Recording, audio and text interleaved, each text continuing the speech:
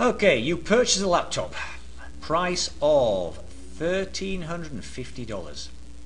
It goes down by $450 per year. Write a rule, write the value. It's like, remember, in y equals mx plus b, or fancy interval function notation. Right, the value over some period of time, okay, v of t, that's like saying the y equals, now remember, the slope, it goes down $450 per year. That's the slope, the average rate of change. So that goes next to, normally goes next to the x, but of course this is going next to the t. And then plus, remember the y-intercept, the original value of 1350. Okay, that is the equation. All right. Again, remember, if t is 0, all this here. Okay, if t is 0, this has gone, leaves me with $1,350 when I first bought it. T equals 0.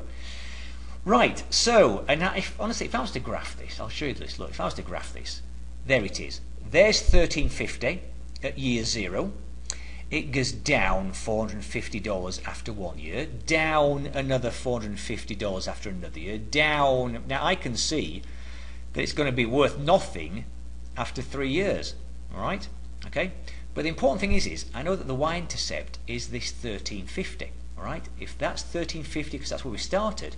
But look, I now know that the x-intercept, if I extrapolate this graph, the x-intercept is going to be 3.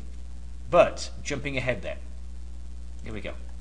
So definitely, t equals 0 at the start. The y-intercept, the vertical intercept, okay, is 1350. That's the price at the start.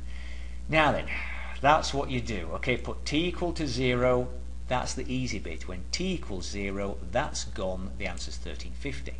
Now then, the horizontal intercept or the x-intercept, these are the harder ones. What we're saying here is if you look back at the graph, this is me saying, okay, when y equals 0, okay, not when x equals 0, when y equals 0, what's the x value, okay? What's the x value? Now look, what we're saying here is okay, remember this? Not when t equals 0. I'm not putting t equals 0 or any number into there. I'm saying the left-hand side of the equation, v of t, is 0. I have to do this. 0 equals negative 450t plus 1350. Okay, there you go. That's it. Okay, so I'm not saying when t is 0 what's the answer. I want to know what t is when the left hand side of the equation is 0. Okay, there we go. That'll give me the x-intercept. Now I already know it's 3 because I had a quick sneak at that graph. I extended the graph, went down there.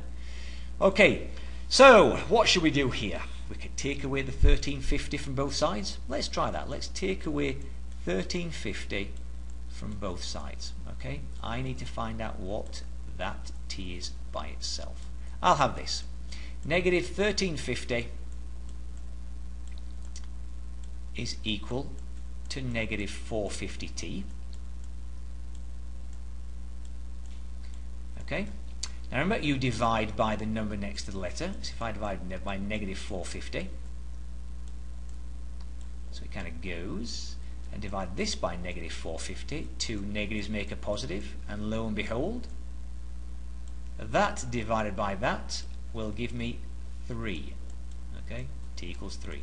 Which is what I already found out. Okay, so in other words, when that is 0, you see, when that is 0, when the value is 0, it's taken me 3 years. Okay, so that's it. So it's like saying, okay, when you put the x equal to 0, what's the y value?